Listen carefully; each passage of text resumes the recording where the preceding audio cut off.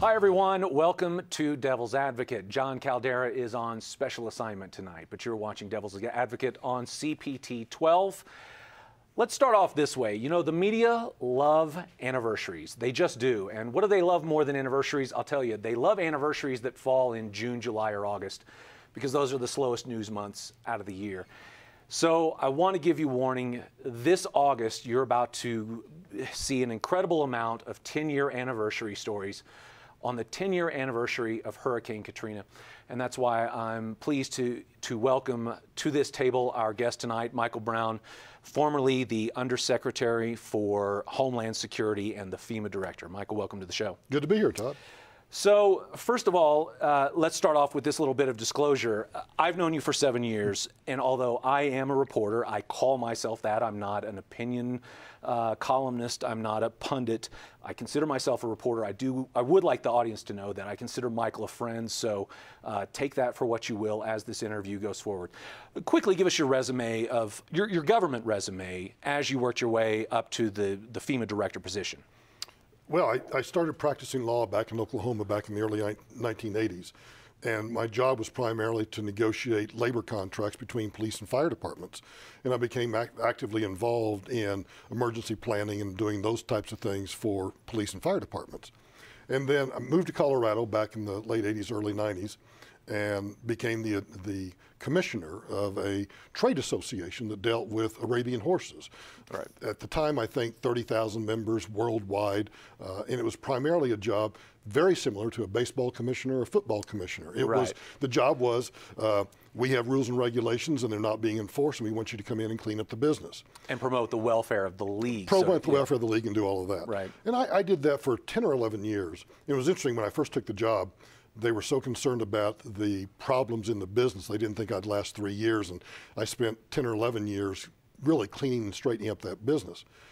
It had nothing to do with horses, it had to do with rules and regulations and processes and everything else. But everybody likes to think I used to I was a horse trainer and then I became FEMA Director.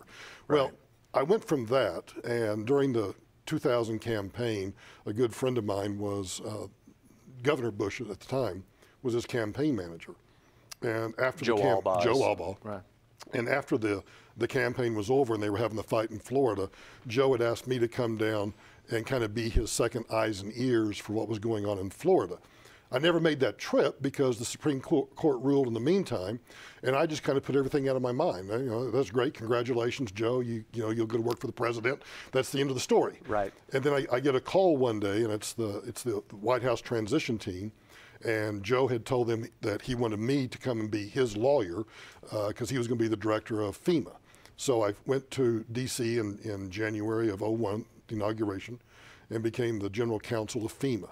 And then shortly after that, 9/11 occurs. After 9/11, the president reached out to me and asked me to be the deputy director of FEMA. And then a couple of years later, Congress and the White House, sad to say, both get this really stupid idea to create the Department of Homeland Security. So the president then asked me to lead one of 4 transition teams to create the department, which I did. And then once we got the transition and the department kind of organized, the president reached out again and said, now we want you to be one of the 4 undersecretaries. That's it in a nutshell. Right. So we'll get to some of the nuts and bolts of what actually happened 10 years ago, but really right now, since we're a few months away from the actual anniversary itself, you know, I talked to you about this about a month ago. We were on the phone and I said, hey, I'd like to interview you at some point about this. Right. And you said you're already receiving media invitations. Right. Tell me about those, who's called, and specifically, you know, the conversations you've had. I'm guessing that you already have an idea of where this anniversary coverage might be aimed or how it's going to focus? You know, interestingly, I don't, because the requests I've had so far are the ones that I would expect. A couple of major universities that are doing symposiums.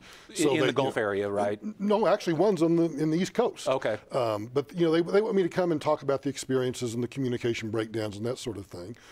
Fox News is doing a documentary, and that doesn't surprise me because I have a very good relationship with the folks at Fox.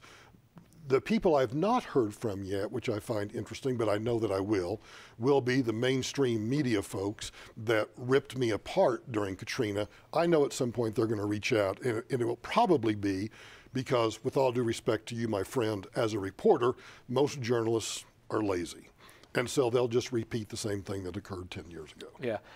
You know, we could do a whole separate, I mean, well, it's not just lazy. I think, you know, if anybody walked a mile in someone's shoes, and for example, you know, I remember reporting on Katrina evacuees that were brought here to Colorado, that were brought to the old Lowry barracks where they cleaned them out. And you know, it's still, the access was still very limited. It's not as though we could contact these evacuees at any time. So while you're certainly right on a lot of occasions, there are also sort of barriers that are in a reporter's way that, you know, but I think, first of all, this is your book that you wrote. When did this come out? This is Deadly Indifference, the book that Michael Brown wrote. Gosh, that's been out maybe 2 or 3 years now. Right, and really you go in depth on not just media bias, but you really do get into like broad themes about how the media, the only ways they can cover a disaster. Like you tell this story where Anderson Cooper gets in a boat. I mean, tell us. Well, it's a great story because in hindsight, I think I might have made a different decision, but I'm still not sure that either decision I make is the right decision. What could you have done? I couldn't have done. And the story is this. Anderson Cooper comes to me, and we have now, as we would do in any urban search and rescue effort, we have gridded the city off into grids, and we have the urban search and rescue teams very methodically going from grid to grid to look for people that they can save or rescue or whatever they need to do. And Anderson Cooper and his team come to me, and they want to get on one of the boats that is out doing the rescue. And I said no. And the reason I said no is very simple. There's only so much room in the boat. And if the urban search and rescue team approaches a home and there are 5 people on the roof that need to be rescued, well, I guess we take Anderson and his cameraman and put them on the roof and take the other people off and then come back and get Anderson. Right. So I said no. Well, the unintended consequences of telling Anderson Cooper no is that he then gets his own boat. And he goes out not understanding that we're going methodically place to place to place. Is this a deal where you're putting the X on the house if no one's in it? Yes, they're going grid by grid, block by block, and not just, I want to make clear, it's not just like one boat going from one spot to one spot. It's hundreds of, it's all over the place going methodically in these grids. So Anderson gets his own boat and his own camera crew and finds a house where there's still people on the roof. Oh, look, people haven't been rescued. Let me rescue them. Right. So Anderson Cooper rescues people, and then we're criticized because we weren't there yet. 2 significant things that will be, I mean, 2 major developments to the whole grand narrative of Katrina. Between when it happened and the 10-year anniversary. First of all, former New Orleans Mayor Ray Nagin's in jail.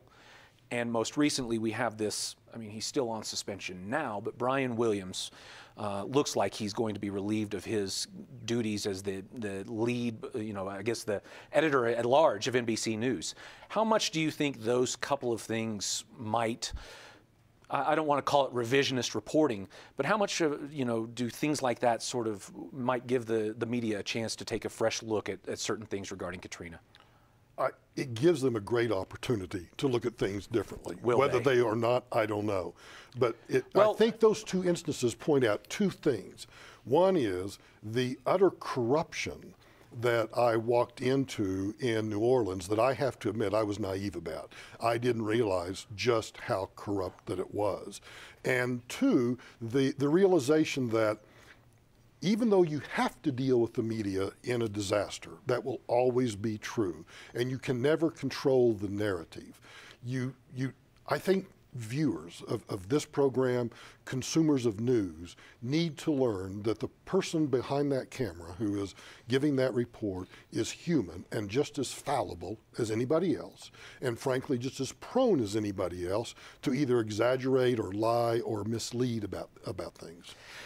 But as I read the book, I was struck by some significant developments that came out. Obviously, it's your book, so these are things that sort of vindicated your response, but namely that sort of the ongoing decades worth of negligence to the levees from the Army Corps of Engineers. And secondly, you talk about a series of, I don't want to say phone calls, it may have been teleconferences that were recorded. You weren't aware of this, but I think NPR came up with these about a year later, and they vindicated a lot. So, for example, they vindicated what you were saying in terms of the request you had made to Governor Blanco or to Mayor Nagin. Isn't this 10-year anniversary, isn't this the perfect opportunity for that kind of information really to see, I don't want to say its first light, but for it to make a real impression, not just on the people of Louisiana, but to make its, let's call it a nationwide debut? I think if the media does a good objective job, which means, I mean, don't get me wrong, Todd, you and I have had this discussion. I've made mistakes. We all made mistakes during that disaster. It's a catastrophe. You're not going to be... A catastrophe is by its very nature where things go wrong, right, and people make incorrect decisions because of the nature of the beast. But some of the phone calls you're referring to, for example, I was on a secure conference with the governors, and the president was on the line, and we had just learned that Mayor Nagin had decided he wanted to use the Superdome as a shelter of last resort, something that you shouldn't have done in the first place.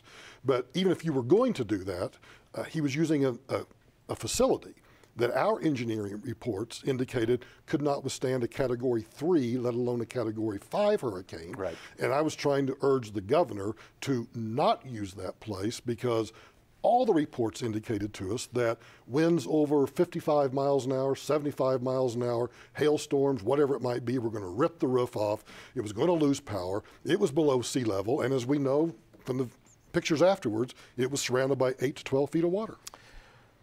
When you conjure up those images, I think about, like, I sort of project myself into that situation as a reporter, and I was thinking about it on the way over, and I'm not trying to kick Brian Williams too much, but do the media have sort of a vested interest in having disasters be a little bit bigger disaster because now I've reported from the scene? I mean, the more dangerous or the more catastrophic, quite frankly, the more likely the Peabody. I can tell you the biggest disaster I've personally reported on was an F2 tornado in Holly, Colorado, which that was pretty small. It was devastating to the town of Holly. And I still have emotional connections that I made to people there that touch me to this day. Right. But do you see that, from your point of view, does the media have a vested interest in making a disaster seem maybe worse than it is? I don't know if the term is a vested interest, but think about the function of the media, which we think is to give us the news. The true function of the media is to draw as many eyeballs to a television screen as possible.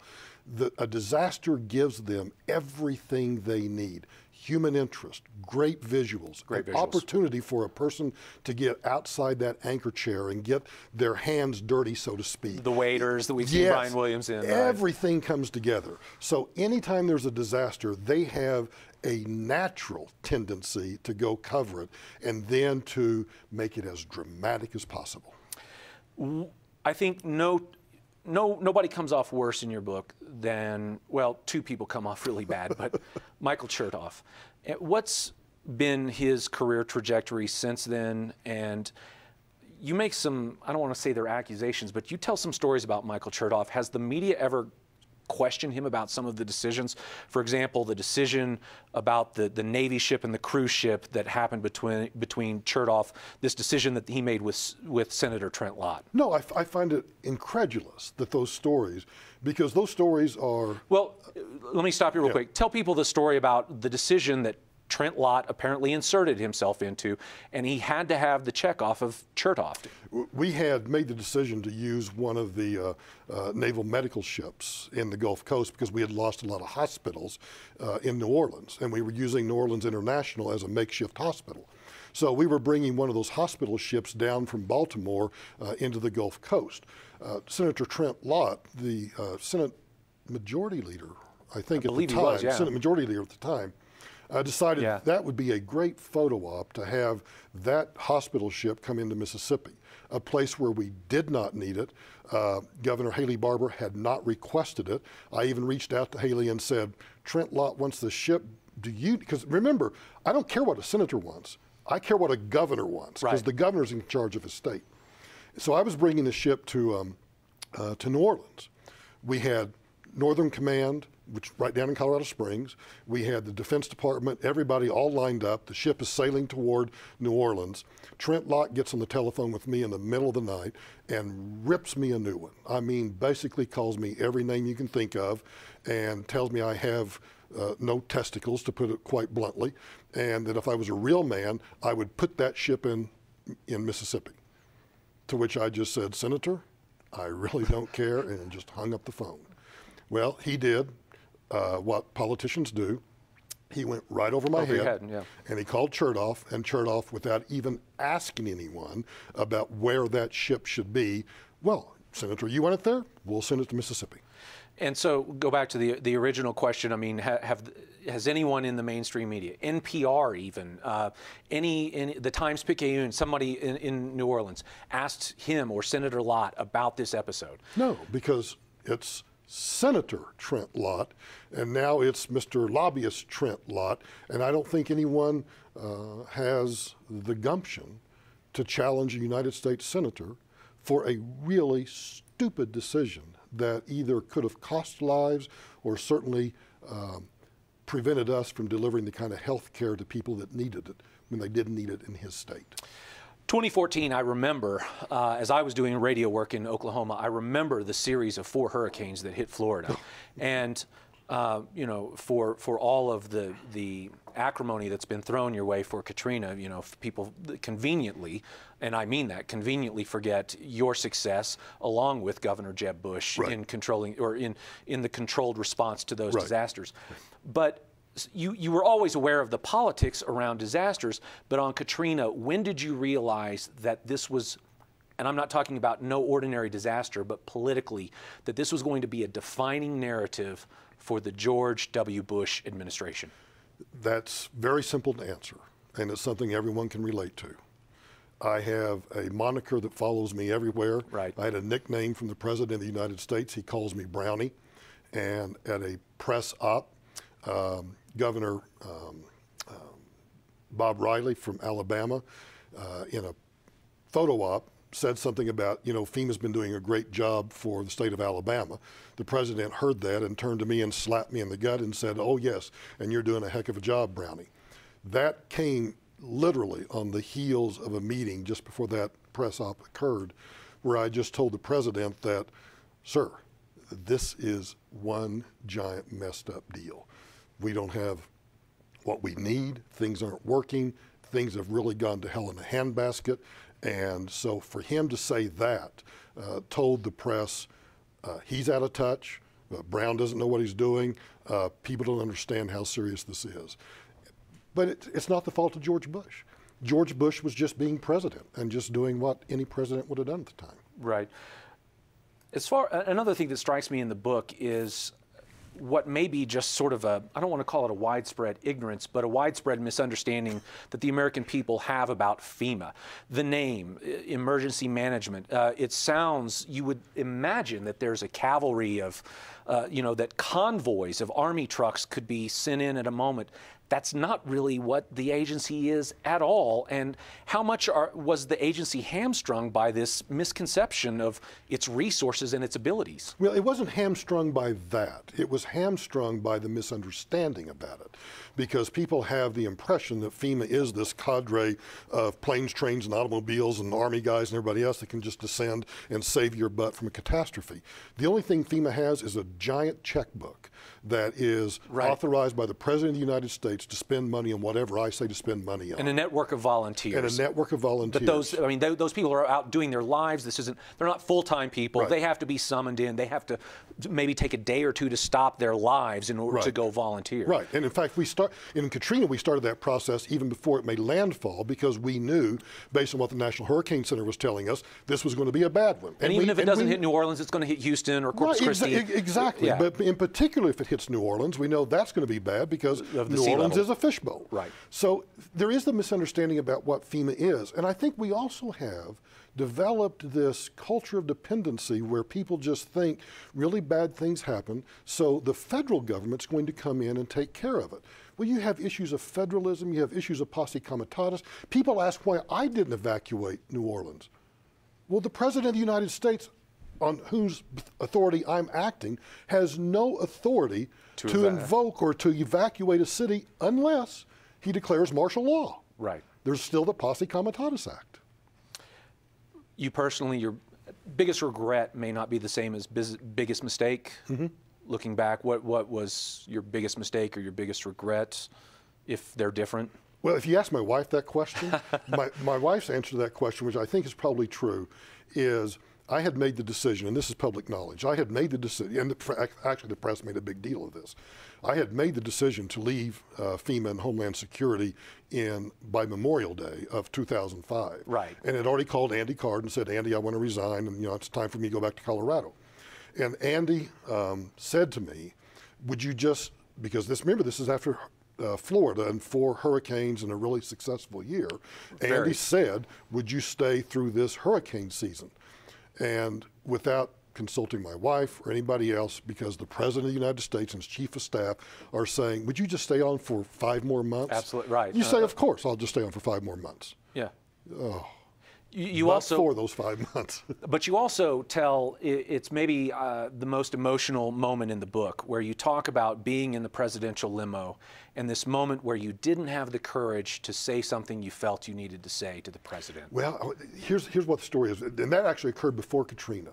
We're in right. We're This is the Homeland Security reorganization. This is all the Homeland Security reorganization fiasco, and I'm in the limo with the president. He and I are both alone. We're just talking about all sorts of stuff, and I finally get the courage up to tell him, courage only in the sense I'm telling him really bad news, that he thinks everything's fine, and I'm about to tell him that things aren't fine. Right. So I turned to him and Mr. President, you need to know that things in Homeland Security are not working the way you're being told that they're working. And I want you to understand that. And I'm hoping now we can start a dialogue. And the president looks at me almost like a grandfather or a father would look at his kid and just say, no, I don't want to hear about this. Right. And it was just that look where he said, in fact, I think his words were something to the effect, well, I've already fixed those things. That's why I appointed. That's why I did X. Right. And it was just the way he said it that I knew I was just barking up the wrong tree. Do you think was that a function of George Bush's personality, or is that a function of being the President of the United States and sort of being in a fishbowl where people, I don't want to say they tell you what you want to hear, but I mean, there's this, you certainly don't want to upset the president and be moved to the outer circles. It was not a function of his personality, because you and I are both watching House of Cards right now. We watch Frank Underwood, and Frank Underwood wants all yes men around him. Right. George Bush never wanted a yes man around him. He really wanted people to tell him the truth about what was going on. I think in this case it was a function that DHS was new, that it was being reorganized. He thought he had taken the steps he needed to take, but even those steps weren't working. We were at the height of the surge and everything else going on in Iraq. He was preoccupied with that, and it was like, I fixed this, don't bother me with it. And the Homeland Security reorganization was really happening not in a natural disaster sense, but it was all happening in a post 9/11 sense, right? And so, in essence, there was good PR for the Bush administration to be making. As I reflect back to that news coverage, all I remember is this seems like appropriate government consolidation. We're doing something, right? Right, we're doing something. Action. Yes. We're taking action. So and we're consolidating. Yes. We're eliminating redundancy. Yes. Yes. So none of which was true. None of which turned out to be true. Give an example. Every one of those 22 different organizations still function as 22 separate organizations. Okay. Every one of those organizations still has its own internal processes and controls, except now they have on top of those one more additional boss and one more process and control. Right. I think a lot of times when we look at a 9/11 or a Katrina or something, I think the great concern, and I mean you've been there as a private citizen as well, is an institution as large as FEMA able to retain the lessons of something that catastrophic? I mean, can they get their hands around what actually happened, realize what went wrong, and even if it's political issues. I mean, one of my favorite parts of the book is you talk about this decision where members of Congress wanted a FEMA representative right by their side, even though the person, the congressional representative from Louisiana, may not have been from a flood-affected district, but they were going to have this FEMA person right by their side for the good politics of it. Even if it's adjusting the political optics, do you think an organization like FEMA learned its lessons and will respond to the next greatest natural disaster better? This is a complex answer. I think the old FEMA, yes, it could, because the old FEMA had instituted a procedure by which they had institutionalized a way to take lessons learned and actually move those into policy and regulatory changes. Right. Now, they probably still have that currently in FEMA. The problem is now, when we put DHS together, 180,000 employees. 10 years later, more than 240,000, almost 250,000 employees in one department. Anytime you get to that size, as an old political science professor taught me one time, some organizations become so big that they become unmanageable. And when you put differing cultures, differing objectives, differing kind of things they're supposed to do into one, make it that big and put a bureaucracy on top of it, it's not going to work. I know some people on the left, like let's say Keith Olbermann, has stood on your defense. Right. If you got a bad rap, who else besides you maybe got it, was misunderstood? We've got about 30 seconds left. I think George Bush got a bad rap on the whole thing. Because of the appearances, like the McCain appearance? Yes, the McCain appearance, the thing of, and look, it was a mistake, but the flyover when they took Air Force One and flew over, I am on the ground screaming at the Deputy Chief of Staff on Air Force One, land that plane in Baton Rouge. You're not going to interrupt things. But making that flyover was a huge mistake. Michael Brown, thanks so much for your time. Thank you, Todd. Everybody, I'd really encourage you to buy the book, Deadly Indifference, and check it out before you watch all of these anniversary shows. Thanks. Good night.